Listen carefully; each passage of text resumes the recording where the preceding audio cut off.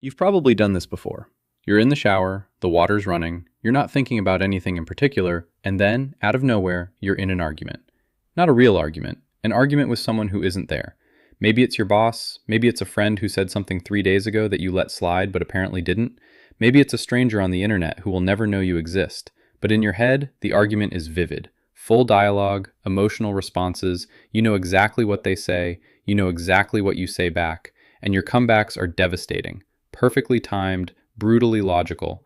The kind of things you'd never actually say out loud because in real life, your brain freezes and you say, well, yeah, but still. You're standing in hot water, alone, performing a full dramatic production for an audience of zero. And the strangest part isn't that you do this, it's that you do it almost every day, and you've never once questioned why. Your brain just manufactured a complete social conflict. Characters, dialogue, emotional stakes, escalation, resolution. It wrote, directed, and starred in a scene that will never happen. And it did it so smoothly, so automatically, that you didn't even realize you'd left reality until the water started going cold. Think about that for a second. Your body responds to these fake arguments. Your heart rate increases, your jaw tightens, you might clench your fists or actually move your lips. Stress hormones enter your bloodstream. Your nervous system cannot tell the difference between this imagined confrontation and a real one. You are having a genuine physiological reaction to something that does not exist. So why? Why does your brain do this? Most people have a quick answer. Overthinking, anxiety, stress, you're just a worrier, your brain won't shut up. That's the standard explanation, and it sounds reasonable for about 3 seconds. But here's the problem. If this were just anxiety, it would be vague. You'd feel dread, worry, unease, general nervousness about the future. Instead, your brain produces something incredibly specific. Structured dialogue, timed pauses, facial expressions on the other person's face, emotional beats that escalate in a logical sequence. You don't just feel worried, you hear the other person's voice. You see their face change when your point lands. You feel the tension rise and fall. That's not anxiety, that's screenwriting. Your brain wrote a scene, cast the roles, blocked the staging, and performed the whole thing live inside your skull, without being asked, without your permission, often while you were trying to do something completely unrelated. Your brain isn't panicking, it's rehearsing. And the difference between those two things changes everything. In 2001, a neuroscientist named Marcus Raichle at Washington University in St. Louis discovered something that nobody expected. He was studying brain scans and he noticed that when people weren't doing anything, no task, no puzzle, no conversation, their brains didn't go quiet. A specific network of regions lit up, consistently, every single time a person stopped focusing on the outside world. He called it the default mode network. And that name is important. Default. This is what your brain does when nothing else is demanding its attention. This is its screensaver. And that screensaver isn't blank, it's running simulations. The default mode network is responsible for imagining future scenarios, replaying past events, and constructing social interactions that haven't happened yet. When you zone out in the shower, during a commute, lying in bed before sleep, this network takes over. It overwhelmingly simulates people. A study by psychologist Matthew Killingsworth at Harvard found that the average person spends 47% of their waking hours in mind-wandering states. Nearly half your conscious life is spent somewhere other than the present moment. And when researchers looked at what people were actually thinking about during those periods, social scenarios dominated. Conversations, confrontations, negotiations, reunions. The brain defaults to relationships. Now here's where it stops being just interesting and starts being genuinely strange. Neuroscientist Russell Hurlburt at the University of Nevada spent decades studying inner speech. He gave people beepers that went off at random intervals throughout the day, and when the beep sounded, subjects had to freeze and report exactly what was happening in their mind at that moment.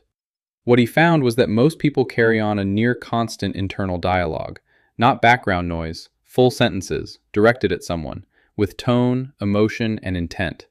Some subjects reported producing up to 4,000 words of inner speech per day. That's more than most people speak out loud to other humans. You are your own most frequent conversation partner, and a significant portion of those conversations are arguments. But here's the part that made researchers stop and pay attention.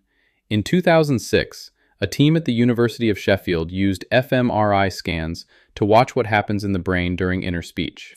What they found was that the same neural regions involved in real-time social interaction, the areas that activate when you're actually talking to someone, reading their expressions, processing their emotional tone, fire during imagined conversations too. Your brain doesn't flag these simulations as fake. Neurologically, talking to someone in your head and talking to someone in your kitchen use overlapping circuits.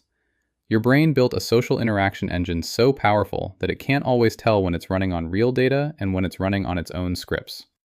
But that only explains the mechanics. Your brain has a simulation engine and it runs social scenarios. Fine.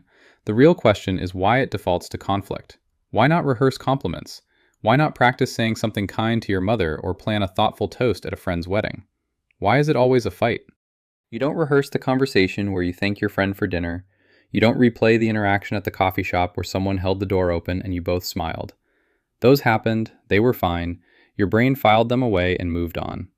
But the one time someone cut you off mid-sentence in a meeting 2 weeks ago, that one's still in active production, director's cut, extended edition, behind-the-scenes commentary.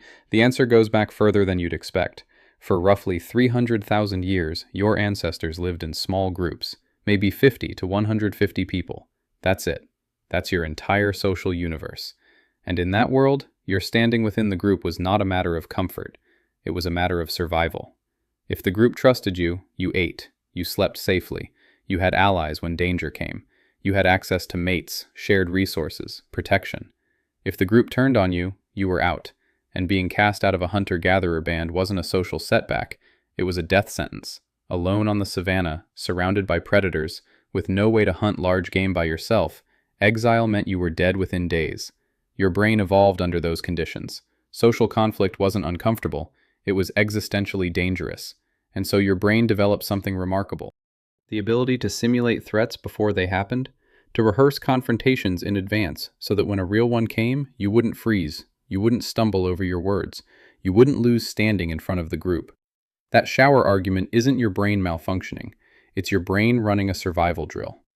Anthropologist Robin Dunbar at Oxford has argued that the entire reason human brains became so disproportionately large wasn't for tool use or hunting strategy or navigation, it was for social computation. Tracking who's allied with whom, remembering who helped you and who didn't, predicting who might betray you.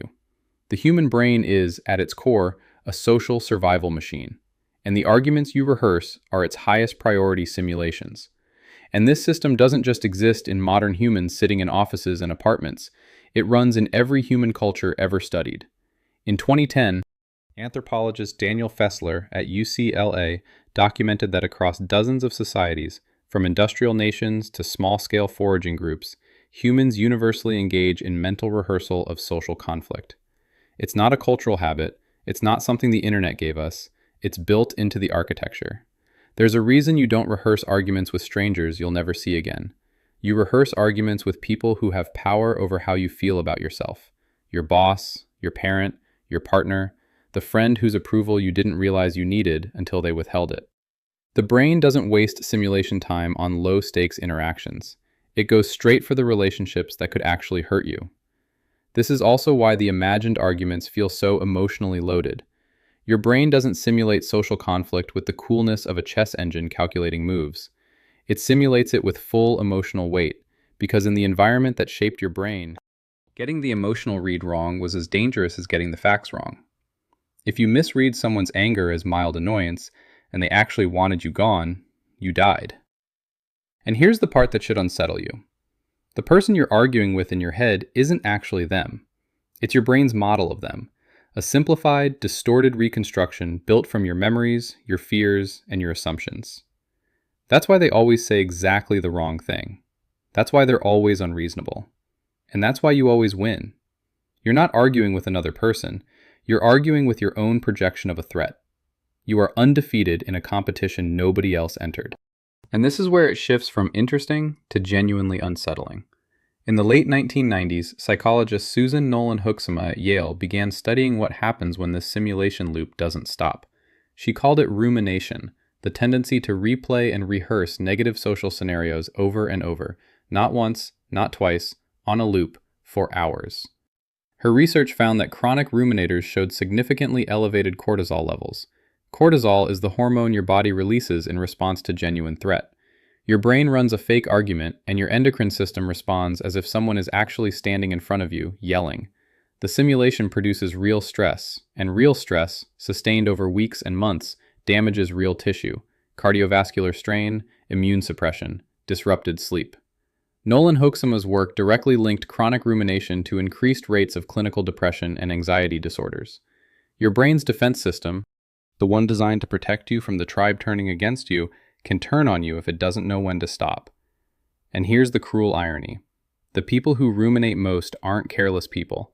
They're people who care deeply about how they're perceived. They're high in empathy, high in social awareness, high in conscientiousness. The same qualities that would have made them exceptional members of an ancient tribe now make them prisoners of a simulation that won't stop running. The system punishes the people it was designed to protect, and it gets worse at night. The default mode network is loudest when external stimulation is lowest. Dark room, no sounds, no tasks, no screens, just you and your thoughts.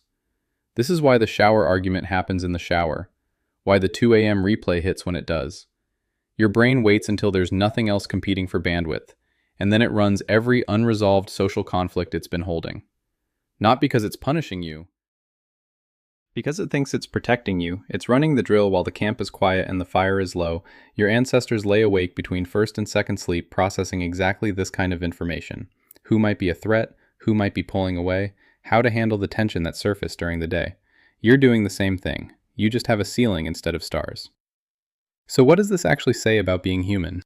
It says that somewhere in the last 300,000 years, your ancestors' brains decided that social relationships were so critical to survival that they built an entire rehearsal system for them. A system that runs automatically, that produces physiologically real stress, and that activates most powerfully in the moments when you're most alone. Every imagined argument is your brain doing what it was built to do, keeping you ready for a conflict that could cost you everything. The problem is that the tribe of 150 people is gone. Nobody is going to exile you because you said the wrong thing at dinner. Your coworker is not going to leave you on the savannah to be eaten by hyenas because you disagreed in a meeting. But your brain doesn't know that. It's still running the same program it ran 100,000 years ago, on hardware that hasn't been updated since the Pleistocene. No other animal does this.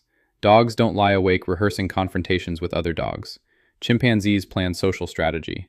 But they do it in real time, reacting to what's in front of them. Only humans build entire theaters inside their own skulls and perform dramas for an audience that will never arrive. We are the only species that suffers from conversations that haven't happened yet. Tonight, or maybe tomorrow morning, it'll happen again.